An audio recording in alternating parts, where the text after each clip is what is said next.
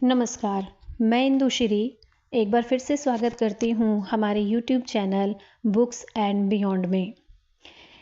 एक ऐसा चैनल जिसमें हम बात करते हैं किताबों की दुनिया के बारे में, किताबों में छुपे हुए रहस्य को, ज्ञान को हासिल करने की और समझने की उससे कोशिश करते हैं, जिससे उस ज्ञान से या फिर उस सच्चाई से हम अपने जीवन में कुछ परिवर्तन ला सकें।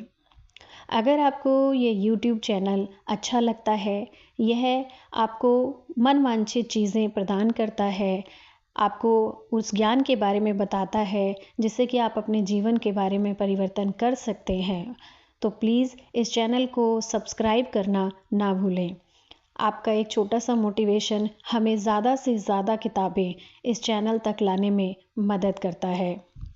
इस चैनल को सब्सक्राइब करें, लाइक करें और शेयर करें, जिससे कि ये ज़्यादा से ज़्यादा लोगों तक पहुंच सके।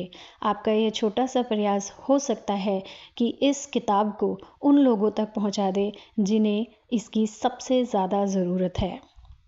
जैसा कि हम हमेशा अपने चैप्टर की शुरुआत करने से पहले इस यूनिवर्स को थैंक करते हैं, इस ब्रह्मांड को शुक्र अदा करते हैं, क्योंकि उन्होंने हमें इस काबिल बनाया है कि हम इस किताब को पढ़ सकें, सुन सकें, समझ सकें और अपने जीवन में उतार कर अपने जीवन में परिवर्तन ला सकें। तो थैंक्स टू यूनिवर्स, मैं इस ब्रह्मांड को शुक्र अदा करती हूँ कि उसने मुझे इस काबिल बनाया है कि मैं इस किताब को पढ़कर आप लोगों तक पहुँचा रही हूँ। कमेंट सेक्शन में आप भी थैंक्स टू यूनिवर्स लिखना बिल्कुल भी ना भूलें। नेक्स्ट चैप्टर है सौभाग्य की देवी से मिले, इसका मतलब लक से मिले। इस चैप्टर में बताया जाएगा कि किस तरीके से लक हमारा साथ देता है और ये भी बताएंगे कि किस तरीके से क्या कोई ऐसा उपाय है जिससे कि लक को आकर्षित किया जा सकता है या हासिल किया जा सकता है। अगर एक इंसान लकी है या फिर भाग्यशाली है तो उसकी किस्मत कितनी अच्छी होगी, ये इस दुनिया में कोई भी नहीं बता सकता है। मान लीजिए कि अगर कोई व्यक्ति है और वो बहुत ही ज़्यादा लकी है, बहुत भाग्यशाली है और अगर वो समुद्र में जाता है या वो एक गोताखोर है और मोती लेने के लिए जाता है, तो कोई भी उसे ये नहीं बता सकता है कि कितने मोती या कितने समुद्र से वो हीरे जवाहरात लेकर लौटेगा। भाग्यशाली होने की इच्छा हर इंसान को होती है। वो इच्छा जैसे बेबीलोन के लोगों में आज से 4000 साल पहले थी, ठीक वैसी ही आज आप और हम दोनों में है। इस दुनिया में जितने भी लोग हैं वो सब लकी बनना चाहते हैं।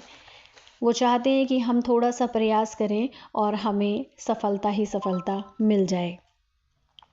ऐसे ही बेबीलोन के लोग भी चाहते थे कि उन्हें सौभाग्य की देवी का आशीर्वाद मिल जाए, लेकिन वो ये सोचते थे कि क्या कोई ऐसा तरीका है जिससे कि हम लक को यानी कि सौभाग्य को आकर्षित कर सकें। क्या हम सौभाग्य की देवी का आशीर्वाद ले सकते हैं। वो इसी उपाय को ढूंढ रहे थे और शायद उन्होंने वो उपाय ढूंढ भी लिया था, क्योंकि बेबीलोन के बारे में अभी तक हमने जितने भी चैप्टर्स में पढ़ा है तो ये हमें पता चला है कि वो इस दुनिया का सबसे अमीर देश था और सबसे शक्तिशाली शहर था। उस समय कोई स्कूल और कॉलेज नहीं हुआ करते थे और सीखने का सिर्फ एक ही केंद्र होता था, जो बहुत ही व्यवहारिक होता था। एक बहुत बड़ा स्थान होता था जो कि झूलते बगीचे और देवताओं के मंदिरों जितना बड़ा होता था। वहाँ पे सभी लोग इकट्ठे हुआ करते थे, जिसका जिक्र इतिहास की किताबों में भी बहुत ज़्यादा मिलता है और इस जगह को, इस भवन को कहा जाता था टेम्पल ऑफ लर्निंग। जहाँ अतीत का ज्ञान स्वयंरस्वक शिक्षकों द्वारा दिया जाता था, वहाँ पे लोग इकट्ठे होते थे और अपनी रुचि के हिसाब से अलग अलग विषयों के ऊपर बहस किया करते थे। इन दीवारों के अंदर सभी लोग बराबर हुआ करते थे। वहाँ पर एक साधारण गुलाम और राजकुमार दोनों आपस में किसी भी पसंद के टॉपिक पर, किसी भी विषय पर आपस में बहस कर सकते थे। टेम्पल ऑफ लर्निंग में अक्सर वो लोग जाते थे जो कि अपने ज्ञान को बढ़ाना चाहते थे। उनमें अर्कद भी था, उसका अपना विशेष हॉल था जहाँ लगभग हर शाम जवान और बूढ़े लोग जमा होकर दिलचस्प विषयों पर भाषण देते थे। देखते हैं कि क्या वे जानते हैं कि कैसे अच्छी किस्मत को आकर्षित किया जाए। रेगिस्तान की धूल के बीच सूर्य आग के गोले की तरह जैसे ही डूबा वैसे ही अरकद मंच की ओर बढ़ने लगा। वहाँ 40 लोग उसका इंतज़ार कर रहे थे और वो ज़मीन पर टाट पर बैठे थे और भी लोग आ रहे थे।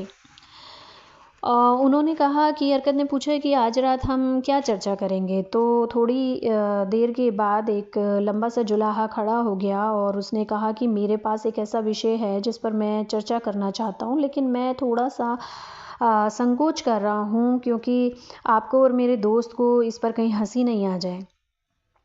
अरकद और बाकी लोगों के कहने पर उसने कहना शुरू किया कि मैं किस्मत वाला रहा हूँ। आज का दिन मेरे लिए बहुत ही किस्मत वाला रहा है क्योंकि मुझे एक बटुआ मिला है और जिसमें सोने के सिक्के थे। किस्मत बनी रहे, मैं ऐसा ही चाहता हूँ। ये जानते हुए कि ऐसी इच्छा सभी लोग रखते हैं, मैं सलाह देता हूँ कि हम सभी अच्छी किस्मत को आकर्षित करने पर चर्चा करें ताकि इसे बुलाने के तरीके हम सीख सकें।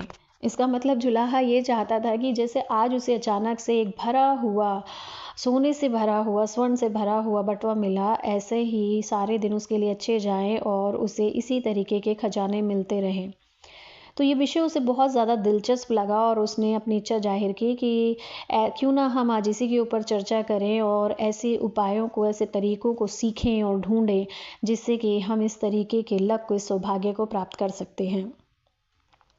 अरकद ने कहा कि ये बहुत ही इंटरेस्टिंग टॉपिक है और दिलचस्प विषय है और हम इसके ऊपर चर्चा कर सकते हैं। कुछ लोगों के लिए अच्छी किस्मत का मतलब एक संयोग होता है, यानी कि कोइंसिडेंस, जो आकस्मिक घटना की तरह घटता है और बिना कारण हो जाता है। लेकिन कई लोगों का मानना है कि अच्छी किस्मत अष्टर नाम की देवी से आती है, जो उन पर वरदानों की बौछार करती है और जो उसे खुश करते हैं। तब अरकद ने कहना शुरू किया कि मेरे दोस्तों, बोलो आपका क्या कहना है? क्या हम उन तरीकों को खोजें जिससे कि हम किस्मत को अपना बना सकते हैं, हम लकी हो सकते हैं? तो सभी लोगों ने कहा कि हाँ, बिल्कुल हमें इस टॉपिक के ऊपर या फिर इस विषय पर चर्चा करनी चाहिए। अरकद ने कहा कि अपनी चर्चा शुरू करने के लिए सबसे पहले उन लोगों की बात सुननी होगी जिन्हें जुलाहे की तरह संयोग से खजाने और आभूषण मिले हों, क्योंकि वही हमें ज़्यादा अच्छा बता सकते हैं, क्योंकि उनका वो अनुभव है। अब पूरे हॉल में बिल्कुल ही सन्नाटा और एक छा गया और साइलेंस हो गया और कोई भी नहीं बोला और सब लोग एक दूसरे के बोलने का इंतज़ार कर रहे थे। अरकद ने पूछा कि तब इस तरह की किस्मत तो बहुत दुर्लभ होगी, अब कौन हमें सलाह देगा, क्योंकि यहाँ पर ऐसे लोग ही उपस्थित नहीं हैं जो कि इस तरीके का एक्सपीरियंस रखते हों या जिन्हें बार बार इस तरीके का अनुभव हुआ हो। तब एक व्यक्ति उठा और उसने कहा कि मैं सलाह देना चाहता हूँ। जब एक इंसान किस्मत की बात करता है तो क्या ये सहज नहीं है कि हमारी सोच जुए की मेज के पास चली जाती है, क्योंकि जब भी हम किस्मत और लक की बात करते हैं तो ज़्यादातर हम जुए या गैम्बल के बारे में सोचने लगते हैं। उसने कहा कि क्या ये सच नहीं है कि कई लोग भाग्य की देवी को खुश करने के लिए लग जाते हैं ताकि वो उन्हें वरदान दे दे। जब वह वापस अपनी सीट पर गया तो एक आवाज़ आई, मत रुको अपने, उसने कहा, लोगों ने कहा उससे कि तुम अपनी कहानी बताओ, हमें बताओ कि क्या तुम्हें जुए के टेबल पर देवी का साथ नहीं मिला? क्या उसने तुम्हारे पासे का लाल हिस्सा ऊपर नहीं किया ताकि डीलर के नुकसान पर तुम्हारा बटुआ भर जाए, और पासे का नीला हिस्सा ऊपर नहीं किया ताकि डीलर को चांदी के ढेर सारे सिक्के मिल जाए? क्या ऐसा नहीं हुआ? वो युवा आदमी ज़ोर से हंसने लगा और बोला कि मुझे यह स्वीकार करने में कोई नुकसान नहीं है कि उसे ये भी पता नहीं था कि मैं वहाँ हूँ। लेकिन आप लोगों का क्या? क्या आप लोगों ने उसे आपके लाभ के लिए पासे पलटते देखा है? हम सुनने और सीखने को तैयार हैं, ऐसा उसे बहुत सारे लोगों ने कहा। अरकत ने कहा कि हमारे टॉपिक की शुरुआत बहुत अच्छी हुई है। अब हम यहाँ सवालों के नए नए आयामों पर चर्चा करेंगे और जुए के टेबल को भी हम अनदेखा नहीं कर सकते हैं। जो हम सभी में है वे है थोड़े से चांदी के सिक्कों को दांव पे लगाना। हर कोई चाहता है कि थोड़े से चांदी के सिक्कों को दांव पे लगाया जाए और ढेर सारा सोना जीत लिया जाए। तब उसने कहा कि ये मुझे कल की रेस की याद दिलाता है। दूसरे एक श्रोता ने कहा कि अगर देवी जुए के टेबल पर आ जाती तो वो दौड़ते रथों और घोड़ों की रेस को अनदेखा करती, जहां उसे ज़्यादा आनंद मिल सकता है। अर्कद, ईमानदारी से बताइए, क्या उसने कल नीनेवेह में आपको ग्रे घोड़ों पर दाव लगाने के लिए कहा था? मैं आपके ठीक पीछे खड़ा था और मैं अपने कानों पर विश्वास नहीं कर पाया जब आपने ग्रे घोड़ों पर दाव लगा दिया था। आप सभी को अच्छी तरह जानते हैं कि असीरिया में कोई भी टीम हमारे घोड़ों को रेस में नहीं हरा सकती है। क्या देवी ने आपके कानों में कहा था कि आप ग्रे कलर के घोड़ों पर दाव लगा दें?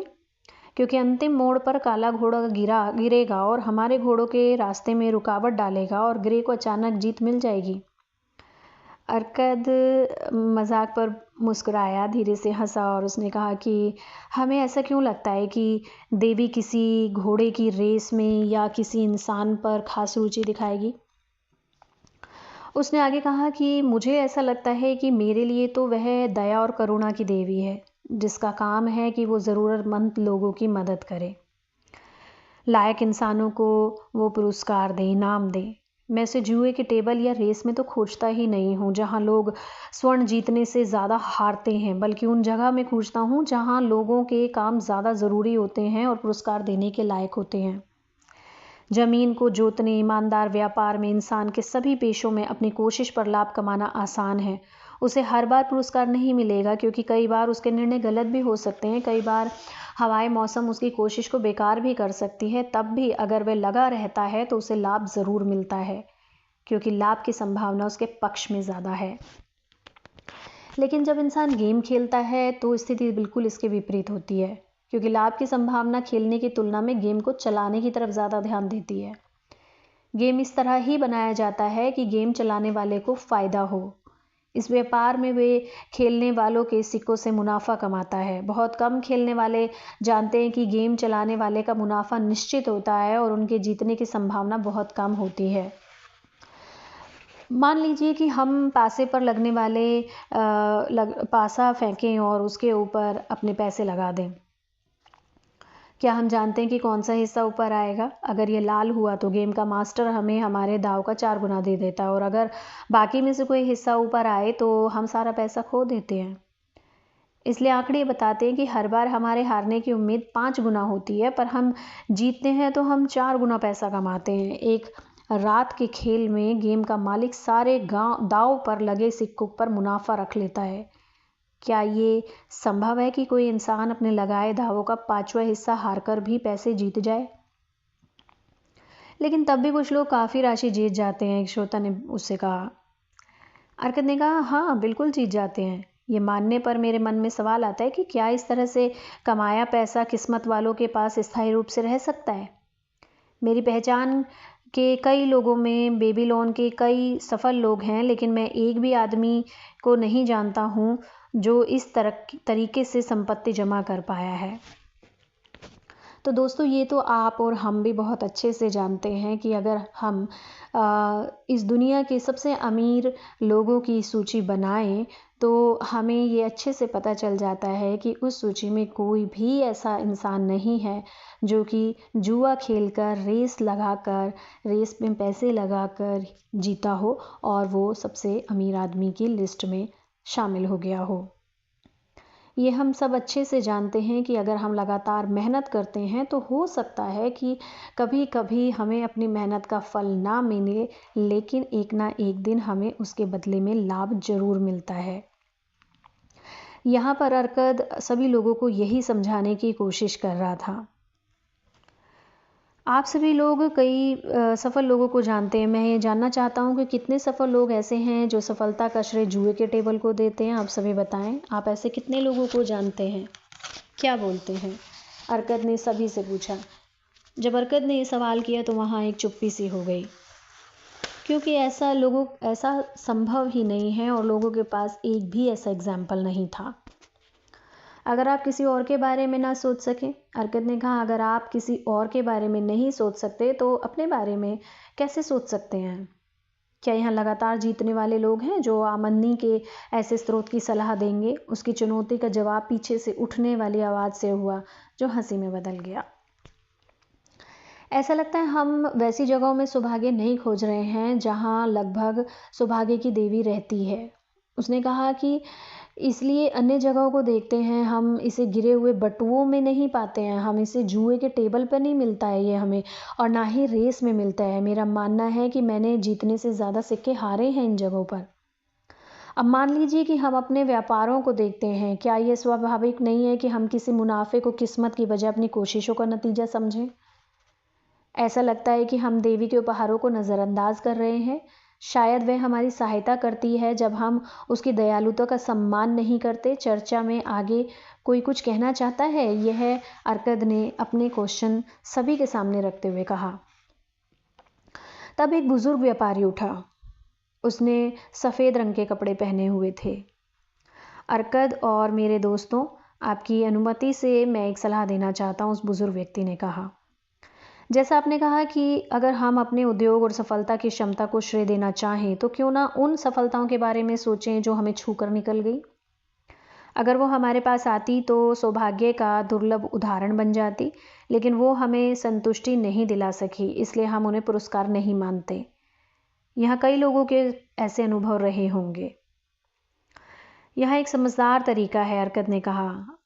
आप में से कितने लोग हैं जिनके पास किस्मत आकर निकल गई? बहुत से लोगों ने हाथ उठाए, उनमें व्यापारी भी थे। अर्कद ने उसे बोलने के लिए कहा। आपने जो किस तरीके की सलाह दी है, इसलिए सबसे पहले आपसे सुनते हैं। मैं आपको एक कहानी सुनाना चाहूँगा, उसने कहा, जो बताती है कि कोई इंसान कैसे किस्मत के पास जाकर इसे खो देता है, जिससे उसे नुकसान और दुख होता है। कई साल पहले जब मैं युवा था, मेरी नई शादी हुई थी और मैंने कमाना शुरू किया था। तब मेरे पिताजी आए और उन्होंने मुझे एक निवेश के बारे में कहा। उनके एक अच्छे बेटे होने के नाते शहर की दीवारों के बाहर एक बंजर धरती पर प्लॉट उन्होंने जो देखा था, यह नहर से काफ़ी दूर था, जहाँ पानी नहीं पहुँच सकता था। मेरे पिता के दोस्त के बेटे ने इस ज़मीन को खरीदने का एक प्लान बनाया। उसने कहा कि वहाँ बैलों से खींचे जाने वाले 3 बड़े जल चक्र होंगे जो पानी को खींचकर ज़मीन को उपजाऊ बना देंगे। एक बार काम होने पर वह उस ज़मीन को छोटे हिस्सों में बांटकर फसल उगाने के लिए शहर के नागरिकों को बेच देगा।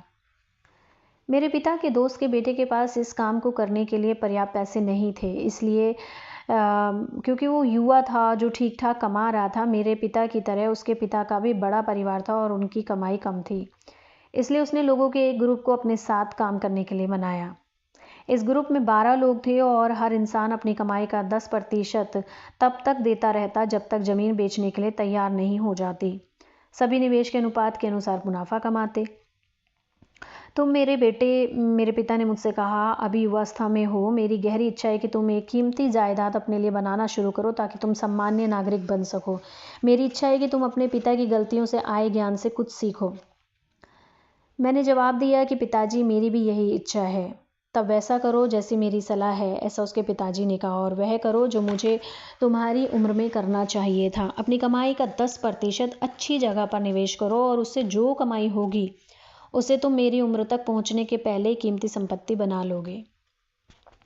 पिताजी, आपके शब्द बहुत ही बुद्धिमानी के हैं, उस व्यक्ति ने जवाब दिया। मुझे भी अमीर बनने की इच्छा है, लेकिन ऐसे कई काम हैं जिनके लिए मुझे पैसों की ज़रूरत पड़ेगी, लेकिन आपके बताए काम को करने में मुझे हिचक हो रही है। मैं युवा हूँ और मेरे पास पर्याप्त समय है।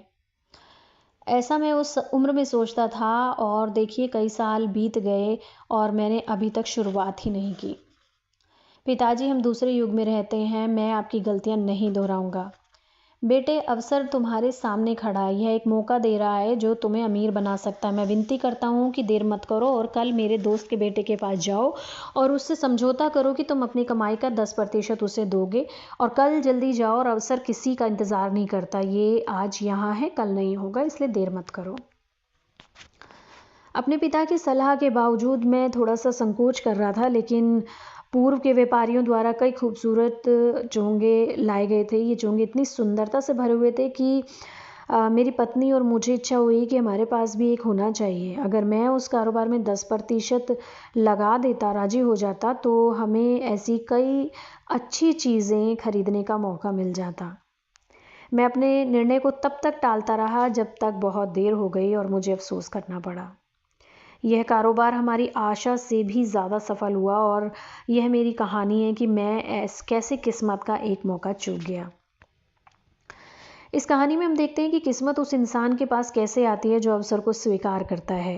रेगिस्तान के एक सांवले आदमी ने कहा कि किसी भी संपत्ति के निर्माण के लिए एक शुरुआत होनी चाहिए। शुरुआत सोने और चांदी के उन सिक्कों से हो सकती है जो इंसान अपनी शुरुआत की कमाई से निकालता है। मैं खुद भी कई झुंडों का मालिक हूँ। मैंने अपने झुंडों की शुरुआत तब की थी जब मैं सिर्फ एक लड़का था और चांदी के एक सिक्के से मैंने एक बछड़ा खरीदा था। यह मेरी संपत्ति की शुरुआत थी और मेरे लिए ये बहुत ज़रूरी था। संपत्ति बनाने में शुरुआत करते समय अच्छी किस्मत किसी की पास भी आ सकती है। सभी लोगों के साथ वो पहला कदम महत्वपूर्ण होता है जो उन्हें अपनी मेहनत से कमाने वाले इंसान से उस इंसान में बदल देता है जो अपने स्वर्ण से आने वाले लाभ से कमाते हैं। कुछ लोग ये कदम तब उठाते हैं जब कम उम्र के होते हैं और उन लोगों से आगे निकल जाते हैं जो ये कदम बहुत देर से उठाते हैं, और कुछ जैसे कि व्यापारी के पिता की तरह कभी नहीं उठाते।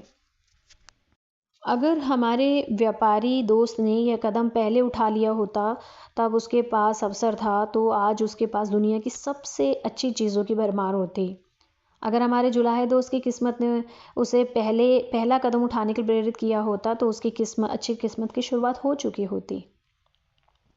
शुक्रिया। मैं भी बोलना चाहूँगा। दूसरे व्यक्ति ने कहा कि मैं भी इसके ऊपर कुछ प्रकाश डालना चाहूँगा, मैं भी इसके बारे में कुछ बताना चाहूँगा।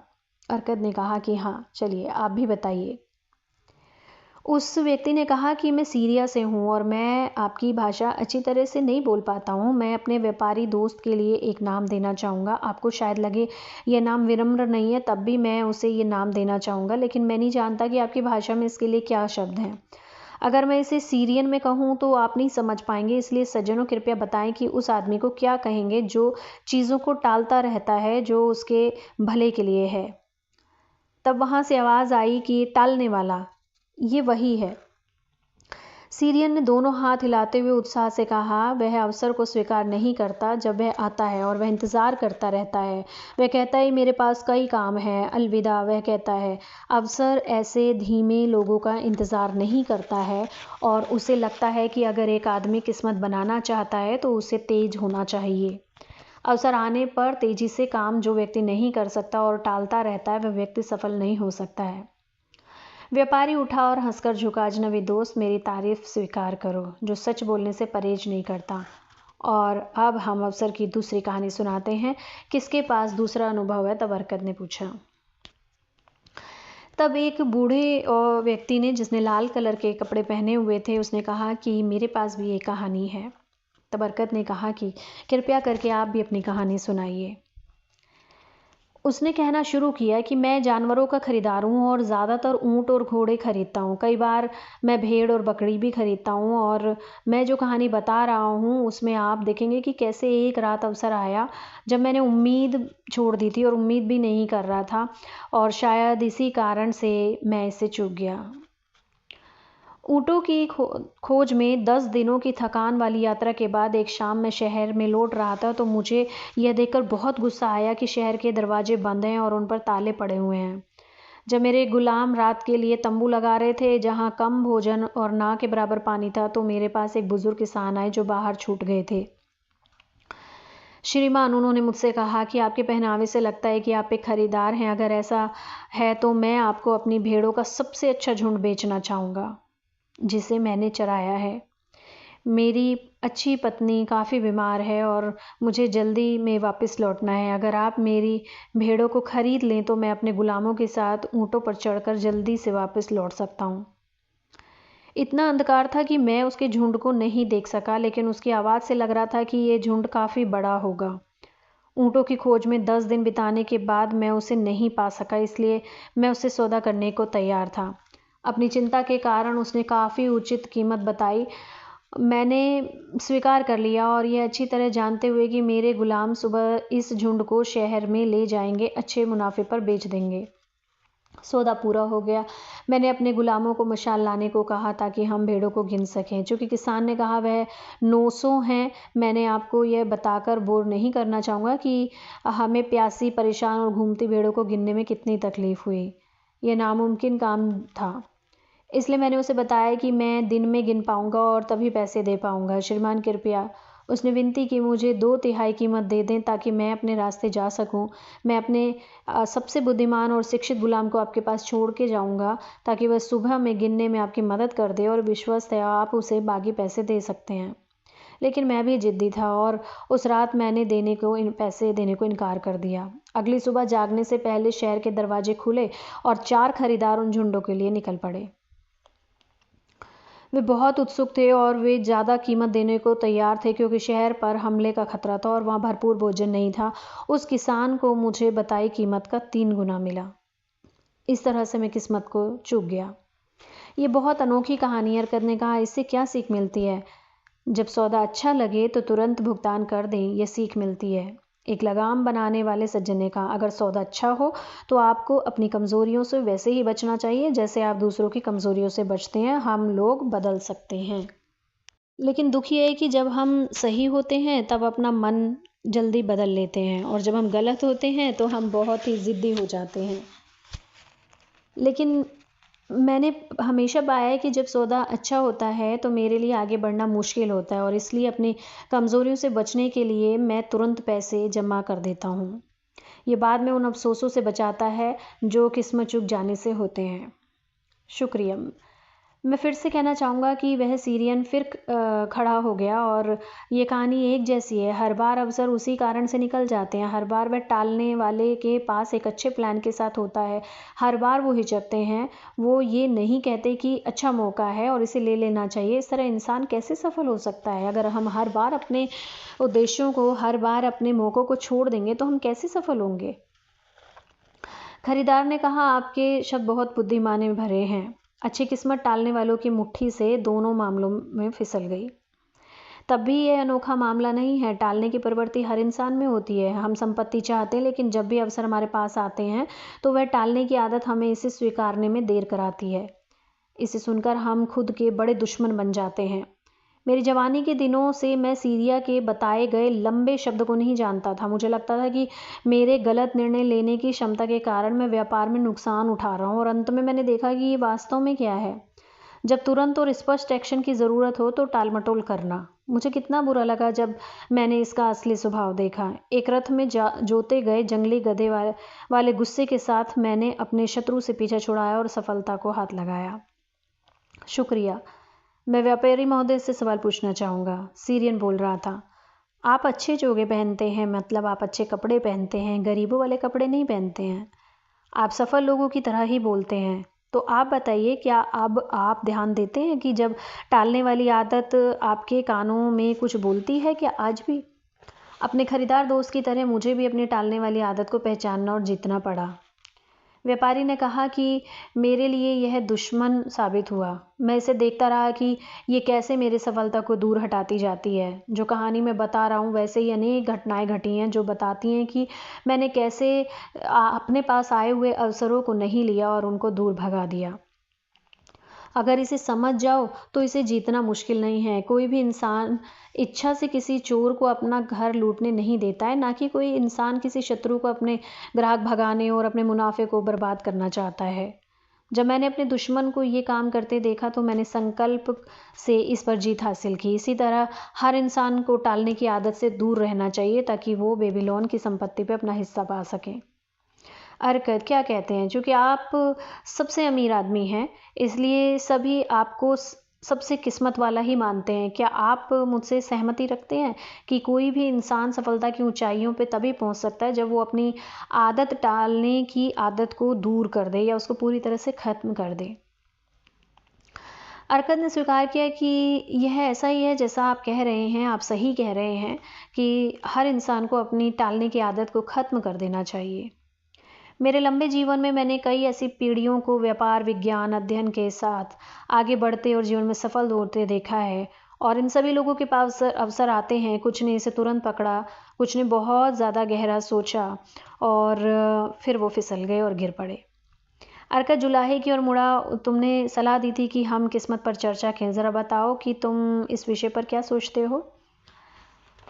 मैं किस्मत को दूसरे तरीके से सोचता हूँ, जुलाहे ने जवाब दिया। मुझे लगता था कि ये कोई आकर्षक सी चीज़ होगी, अट्रैक्टिव चीज़ होगी जो किसी इंसान के पास बिना किसी मेहनत के आ जाती है, बिना किसी कोशिश के आ जाती है। अब मुझे महसूस हुआ कि ये कोई वैसी चीज़ नहीं है जिससे इंसान अपनी ओर आकर्षित कर सकता है और बिना मेहनत के हासिल कर सकता है। आज की चर्चा में मैंने ये सीखा है कि किस्मत को आकर्षित करने के लिए अवसरों को लाभ उठाना बहुत ज़रूरी है। इसलिए भविष्य में जब भी कोई अवसर आपके पास आए तो उसका लाभ ज़रूर उठाएं, और मैं भी ऐसा ही करूँगा। अर्कद ने कहा कि तुमने आज की चर्चा की बातों को अच्छी तरह से समझ भी लिया है, और हमने पाया कि अच्छी किस्मत अवसर के पीछे पीछे भागती है, पर इसका उल्टा नहीं होता है। हमारे व्यापारी दोस्त ने अच्छी किस्मत पाई होती है अगर उसने वह अवसर अपनाया होता जो देवी ने उसके सामने लाकर रखा था। उसे वो स्वीकार कर लेता तो वो भी अमीर बन जाता। हमारे खरीदार दोस्त ने उसी तरह अच्छी किस्मत का सुख भोगा होता अगर उसने भेड़ों का झुंड खरीद लिया होता और अच्छे मुनाफे पे वो उसे बेच सकता था। हमने ये चर्चा की ताकि हम जान सकें कि अच्छी किस्मत को कैसे आकर्षित किया जाता है। मुझे लगता है कि हमें रास्ता मिल गया है। इन दोनों कहानियों से एक ही बात पता चलती है कि अच्छी किस्मत कैसे अवसर के पीछे भागती है।